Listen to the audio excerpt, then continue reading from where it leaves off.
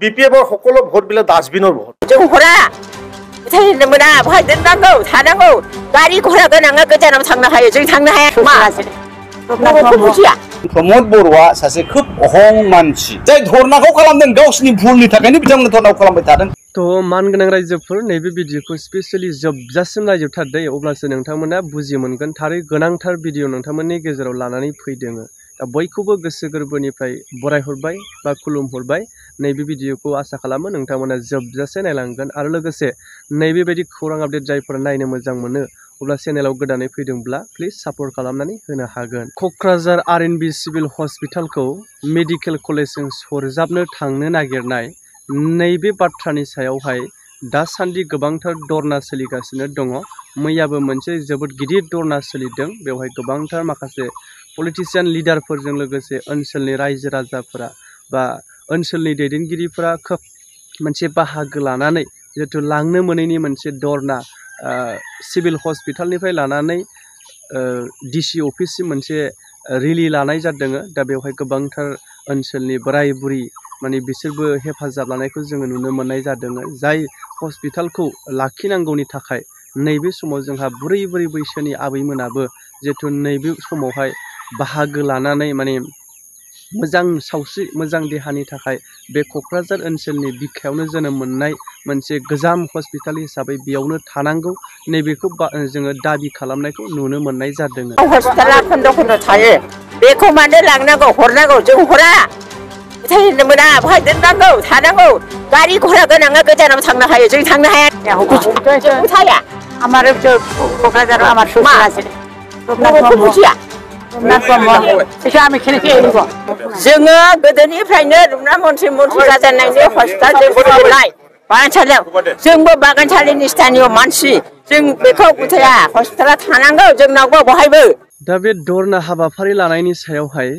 EM Rakesh Brahma बिथां सारा माखासे बाथ्रा बुंदों दे नाथाय नैबे भिडिअखौ आङो सोरखौबा दुखु मोननानै बा सोंखारिनानै सोरबा पलिटिशियान लिडारफोरनि बा दोलोनि बेरेखा जानानै लाबोदों सोरखौबा सापर्ट खालामनायनि बाथ्रा बुंदों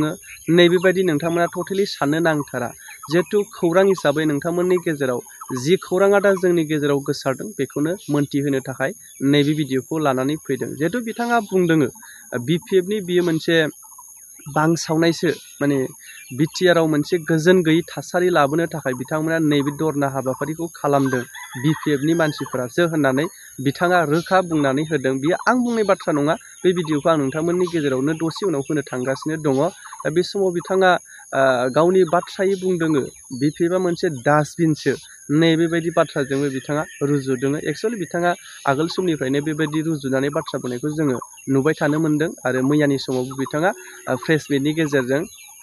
नैबे बाथ्राखौ बुंदों। क'क्राझार অঞ্চলত এটা আমাৰ ৰূপনাথ ব্ৰহ্ম মেডিকেল হস্পিটালটো লৈ পেলাই এটা পৰিৱেশ সৃষ্টি হৈছে। আমাৰ ইয়াৰ বিষয়ে আমাৰ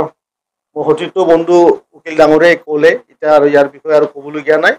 এইটো এনে এটা এই অঞ্চলৰ পৰিৱেশটো নষ্ট কৰাৰ কাৰণে বিপিএফ বাহিনীৰ এটা প্ৰচেষ্টা। গতিকে মই সেই দিশত নকোৱা কৰি আমাৰ বিশেষ কৰি এই দিনাখন যে আমি জয়যুক্ত হোৱা আমাৰ অসমৰ মুখ্যমন্ত্ৰী ডাঙৰীয়াই যে আমাৰ এই কোকৰাঝাৰ সমষ্টিৰ যি এটা নতুন এটা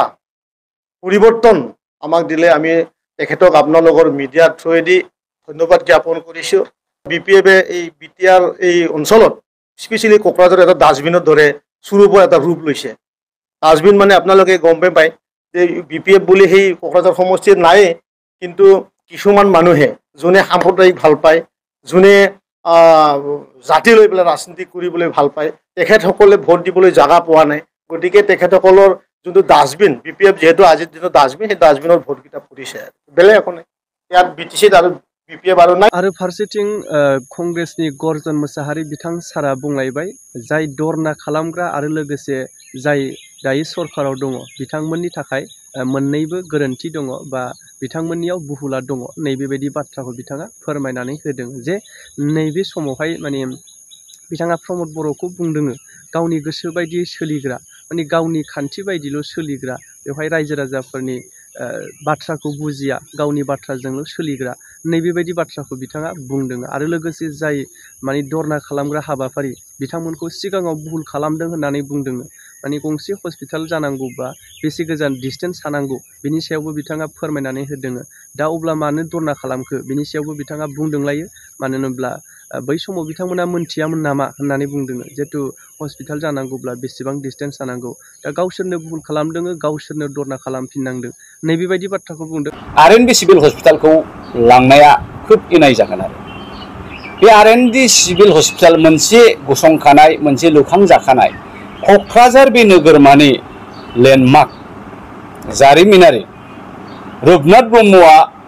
साधारन नों आं बायदि आयाराम गयाराम मानसि नङा बियो बै समनि जोंनि बर' जाथिखौ फोजाखांजेननाय पलिटिक्स खालामनायनि सिगां खन्थाइजों फोजाखांनाय रायथाइजों फोजाखांनाय लिडार गैयिफोराव बिथांमोना गावसोरखौ लिडार साजायबायनानै फोजाखांनाय आरो राजखान्थि गुरुबो बिथाङा प्रथम बर'निफ्राय मन्त्रि जाजेननाय दा बिनि नामाकरणावहाय मोनसे एक्न'लेजमेन्ट महरै आरएनबि नामाकरणाव बे हस्पिटालखौ जोङो मोननाय जादों दा बेवहाय गोबां मेसेज थायो सिगांनि जोंनि जायफ्रा जोंनि बे समाजखौ लुखांलांबाय बे क'क्राझारखौ नोगोर महरै गायसनलांबाय बेजों सेर सेर क'क्राझार गभ कलेज बेजों सेर सेर उमुक girls high school higher secondary बायदि बायदि लुखांलांबाय बेफोरो बिथांमोननि अबदान दङ दा बेखायनो आं सानदों जे प्रमद बर'नि जे हाबा बेयो मोनसे रोखोमनि महम्मद बिन तुगलकनि खामानिसो जादों थाखानाय बुस्थुखौ बोखारनानै गुबुन दाबसे जायगायाव लांनाय मेडिकेल कलेजनि थाथों जोंनि बे सिभिल हस्पिटालखौ नांगौ आरो दा बेवहाय मा नुजादों प्रमद बर'आ सासे खोब अहं मानसि बे मालायनि सेन्टिमेन्टखौ बुजिया बे गाव जेखौ सानबाय बेजोंनो जाजानो लुबैयो दा बेवहाय जों मा नुबाय क'क्राझार बासिफ्रा खोब दुखु मोनबाय गोदो गोदायनिफ्रायनो बेयो मोनसे पावार सेन्ट्रिक मोनसे थिंक टेंकनि मोनसे माबा सेन्टार बियो बावहाय आन्दोलननि सानज्लायनाय माबा मोनसे मावगोननि सानज्लायनाय सोलोंनाय आयदाफोरनि सोलोंजेननाय गासिबो जिनिसा बेवहाय स्टार्ट जायो बे महरै दिनै बे आरएनबि सिभिल हस्पिटालाबो जोंनि मोनसे बिफाव दा बेखौ इन्टेलेक्सुवेल रायजो राजानाव बिमा बिफानाव सोङा हौवानो बोसोन लायाबालानो गावनि गोसो बायदि बोखारनानै हरै फिनज्राब गारहैनाय बेनाय थाखानाय बुस्थुफोरखौ लथर फथर खालामनाया बे बिराद अननाय जादों आरो दा बेखायनो आङो खोब दुखु मोनदों बे हाबाया एखे जाथारनाङा जेरैखि जाया आरएनबि सिभिल हस्पिटालखौ लांनो मोना फारसेथिं मोनसे खोथाखौ आंबो बुंनि दा प्रमिला बायद'मोना मैया दाखालिनिफ्रायनो दङ जाहैदों धरनायाव दङ दा बिथांमोनाबोथ' भुल मावदों नङा होमबा हाग्रामानाबो बेनो प्रमिलानाबो बेनो जा दङ बिटिसिआव आंनि न' सेरावनो जानांगौ जा दङ बड'लेण्डआव हाग्रामानि न' सेरावनो जानांगौ आंनि खाथि खालानि हाफ्रा दाम गोसा जानांगौ आंनि बिदा फंबाय बाय बाहागिया बेनि सुबिदाखौ मोननांगौ दा बिदिसो जादों नङा होमबा मिथियामोन नामा बिसोर बे नियमखौ जे सिभिल हस्पिटालनि मोनसे डिस्टेन्सखौ दोनाब्ला बे सिभिल हस्पिटाल थानाय नङा दा भुला सोरनि जाय धरनाखौ खालामदों गावसिनि भुलनि थाखायनो बिथांमोना धरनाखौ खालामबाय थादों दा बेबो खोब दुखुनांथाव ओंखायनो जायफ्रा गावखौ नेता होनो